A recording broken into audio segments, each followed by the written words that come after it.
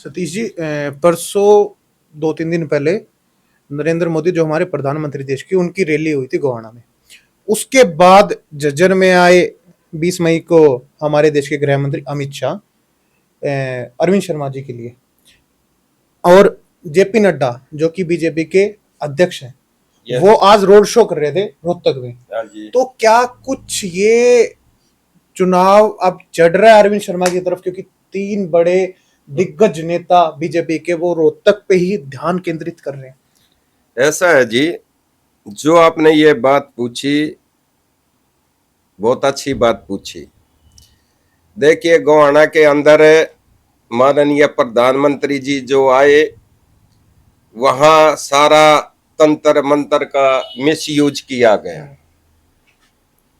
वहां गोहाने के अंदर जितने भी थे यूपी बिहार से 500 रुपए में ले जा करके जिनकी वोटें नहीं थी, और बहुत प्रयास किया, क्योंकि उनको एक चीज का क्लियर मालूम है जनता को। बिहार वालों से एक पत्रकार ने पूछा, भाई आपकी वोट है, कहां से हो? दरभंगा से जी। बोला जी हमें तो 500 रुपए दिया और खाना दिया और हम आए हैं। बोला कितने हैं? बोला काफी सारे हैं। बोला इनमें से तो 50% हम ही तो हैं। तो बिहार के जिनके वोट नहीं, हरियाणा के अंदर, और फिर कहते हैं भाई मोदी जी आए। जहां तक की बात कहते हो आप अमित शाह जी की, हर एक पंचायतों को फांसी दे करके, गवर्नमेंट मुलाजिम को फांसी दे करके के वहां 2-2 बटालियन सिविल में बैठा दी गई। क्यों भी? भाई गवर्नमेंट मुलाजिम को तो अपनी जॉब करनी है भाई, उनको तो जो सरकार का। क्यों? इनके पास भाई सब कुछ है बीजेपी के पास। जैसे कि मैं आपको एक प्रैक्टिकल बताता हूं। 2004 का जो इलेक्शन हुआ, चौटाला साहब से इनेलो पार्टी से बहुत ख्वाब खाते थे, किसी की हिम्मत नहीं थी। इतना साइलेंट वोट था, कांग्रेस की 67 सीटें आई और चौटाला साहब की 9 रह गई। तो चाहे भाई अमित शाह हो, चाहे जेपी नड्डा हो, और एक आधा पार्टी का और लीडर को और प्रचार कर ले, क्योंकि जितना बड़ा धोखा ये बीजेपी पार्टी ने ब्राह्मण समाज के साथ किया है ना, किसी ने भी नहीं किया आज तक, जब से ये सृष्टि रची है। इसका कारण बताता हूं मैं आपको। जैसे कि पहलवान जी ने कहा, रामविलास जी के नेतृत्व में इलेक्शन लड़ा गया 2014 का, और ये कहा गया कि आपको सीएम बनाएंगे, लेकिन शर्मा जी को यूज एंड थ्रो किया। उसके बाद आप आ जाइए हमारी परावर की जमीन, जिसमें हमारे नेताजी पहलवान जी गॉड कॉलेज के अंदर सेक्रेटरी रह चुके हैं। इतना दंगा फसाद हुआ, का सुनाई हुई, जो जमीन नॉर्मल उस पर थी, इन नेताओं ने खूब कोशिश की, समाज इकट्ठा हुआ, यहां तक कि उन पर मुकदमे तक बने, और वह जमीन का मैटर अभी तक पेंडिंग में। परावर जो कि गॉड कॉलेज की है, परावर गांव ने उसको दान में दे रखा है, जैसे कि नवीन जय हिंद ने इसके लिए लड़ाई लड़ी। और बहुत समाज, आप ये सोचते हो कि भाई वोटर बहुत सियाना है।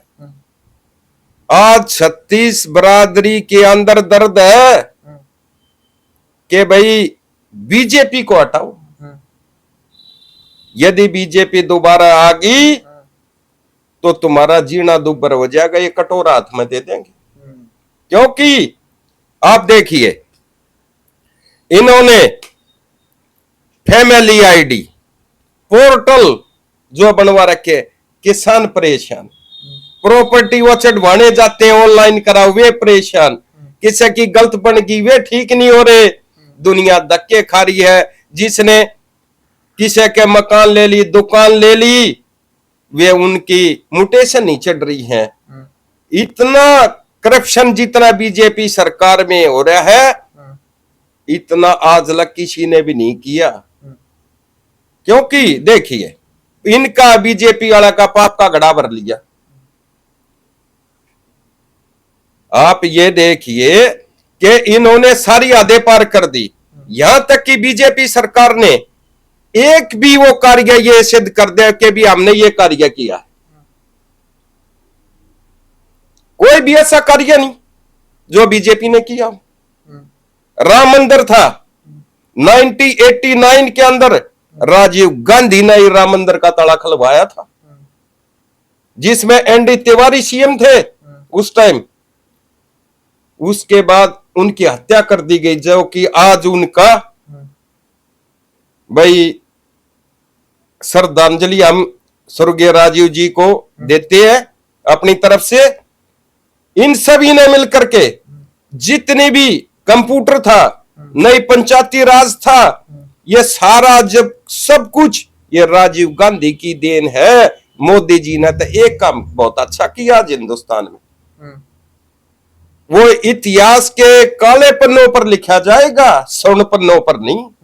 भाई भाई को लड़ाया, जात पात को लड़ाया, ब्राह्मण दलित को लड़ाया। इन्होंने तो ऐसे करके देश को बहका करके इन्होंने राजनीति की है। और यहां तक कि मैं आपको बता देता हूं, सबसे पहले हिंदू मुसलमान को इन्होंने लड़वाया लाशों के ऊपर, जो कि अपने गवर्नर थे मलिक साहब। उन्होंने कहा इन जवानों को आप इसमें भेज दिए एयरपोर्ट, उस जहाज से उन्होंने ना करके गाड़ी में भेज दिए, और जो कि वह 40 के ऊपर। और फिर वो भेज करके मैंने ये कर दिया, जनता का माइंड डाइवर्ट करके और जनता को बहकाया। मोदी जी ने तो पहले ये भी कहा था कि भाई काला धन ले आऊंगा, कित गया काला धन, 15 लाख खाते में आऊंगे, कित गए। यहां तक कि कोरोना काल के अंदर आज वो वैक्सीन कितना इफेक्ट करी, उनसे कितने पैसे ले गए।